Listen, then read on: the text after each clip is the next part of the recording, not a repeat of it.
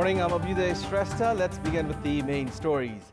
Acting Chief Justice Deepak Raj Joshi, set to be on leave starting today, demands independent investigation on the allegations made against him.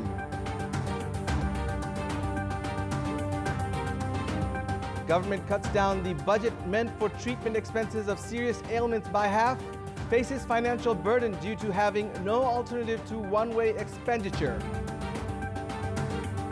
Explosive drones go off while Venezuelan President Nicolas Maduro giving a live televised speech in Caracas. President Maduro escapes unharmed. And morale of Nepalese cricket team boosted following an exciting first ever one-day international series. Further efforts required for test status. Let's begin with the latest national political updates.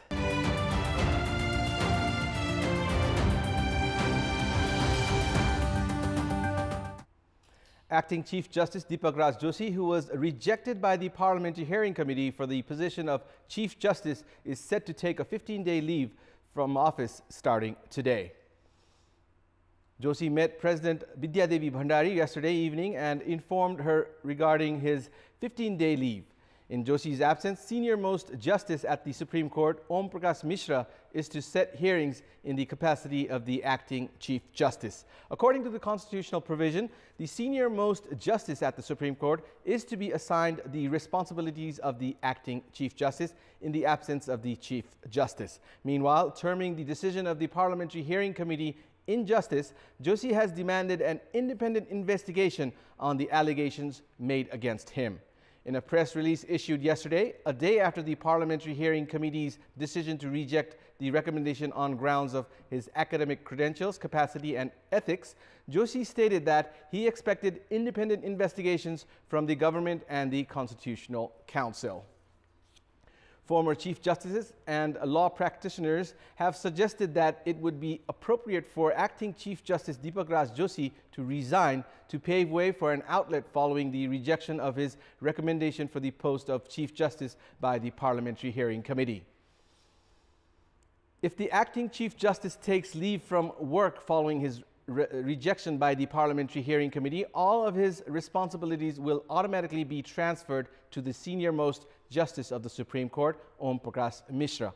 According to the provision in sub-article 6 of Article 129, the senior-most Justice of the Supreme Court is to operate in the capacity of the acting Chief Justice in case of vacancy in the position. Joshi is currently under a moral crisis on whether or not to continue with his position after the Parliamentary Hearing Committee has questioned his capacity and academic credentials. Joshi would have had to face numerous challenges even if he chooses to continue with the responsibilities of the acting Chief Justice. Possibilities include justices boycotting hearings set by Joshi, along with changes in perception of law practitioners towards him.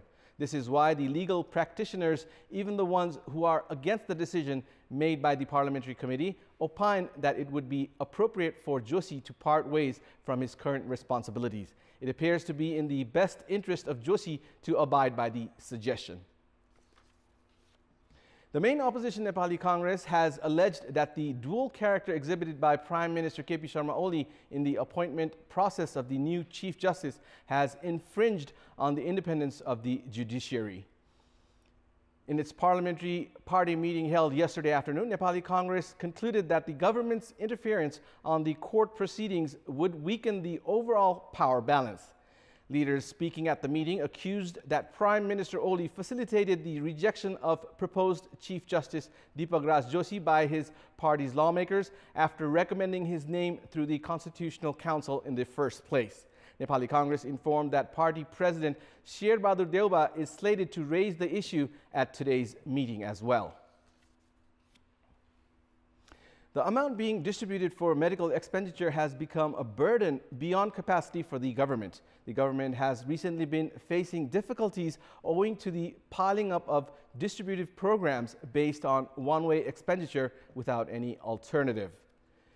The government provides up to 100,000 rupees for patients suffering from dangerous diseases related to kidney, along with cancer, spinal injuries, Parkinson's, among others. More than 20,000 patients received this service last year, on which 2.11 billion rupees were spent.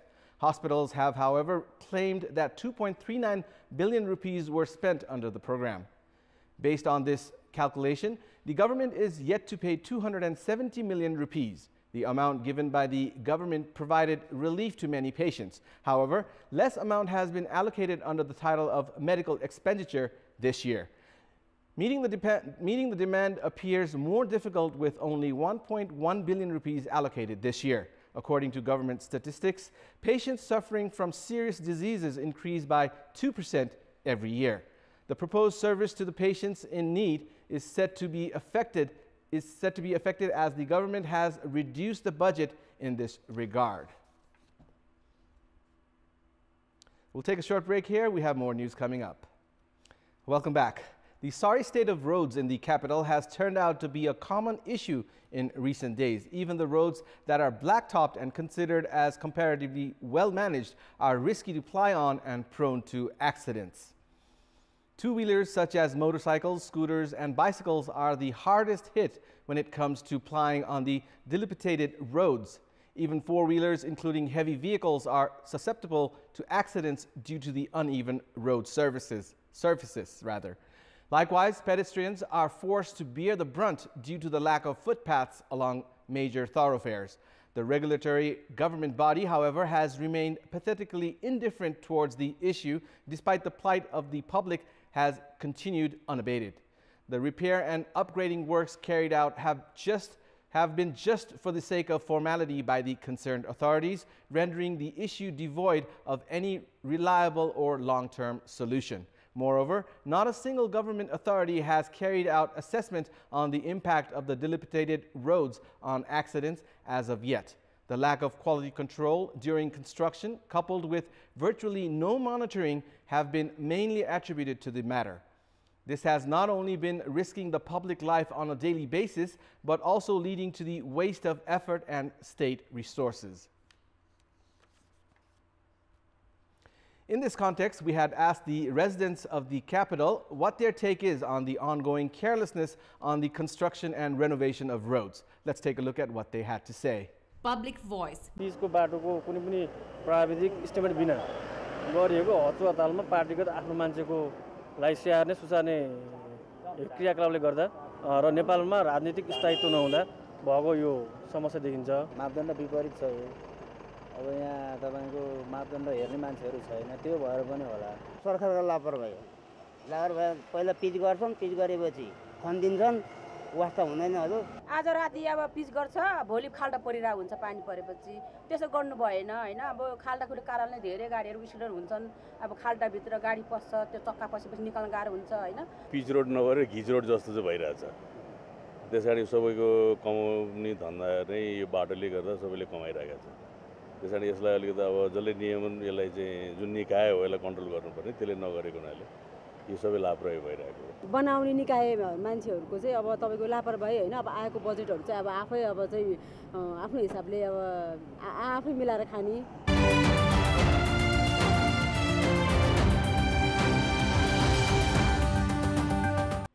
Welcome back. It's now time for our segment Public Pulse, where you text us with your opinion. Public Pulse.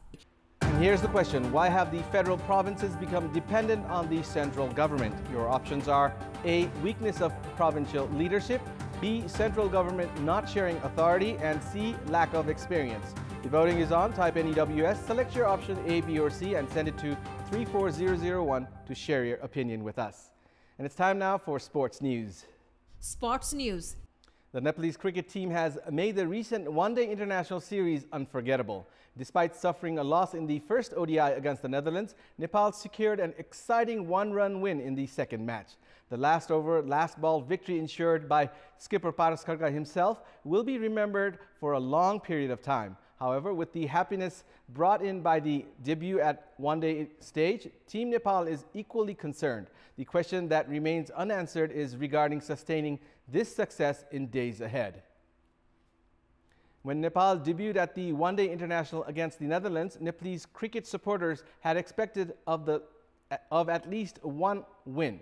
Despite good bowling in the first match, Nepal lost the match because of a poor batting display.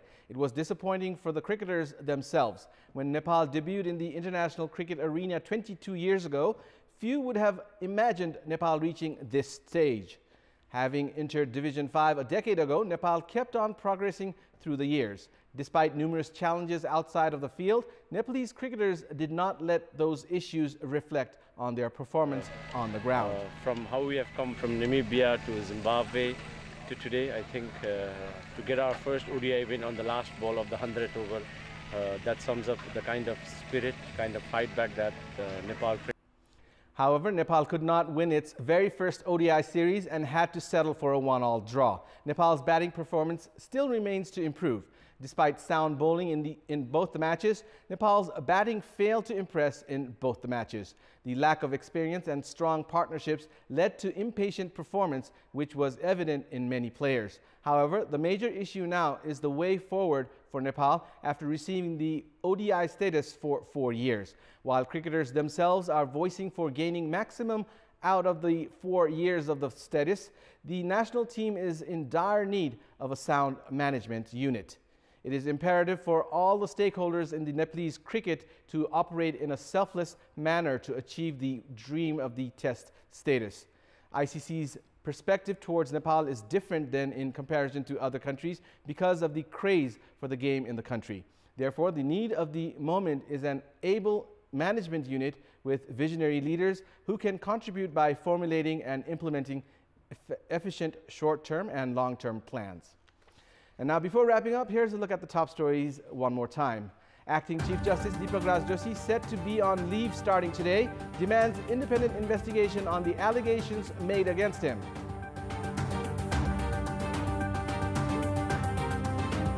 Government cuts down the budget meant for treatment expenses of serious ailments by half, faces financial burden due to having no alternative to one-way expenditure. Explosive drones go off while Venezuelan President Nicolas Maduro giving a live televised speech in Caracas. President Maduro escapes unharmed. And morale of Nepalese cricket team boosted following an exciting first-ever one-day international series. Further efforts required for test status. And that's all for the moment. Our next English bulletin will air at 11 this morning. Keep watching Kantipur Television HD for more news and entertainment. Thank you for watching. Have a good morning.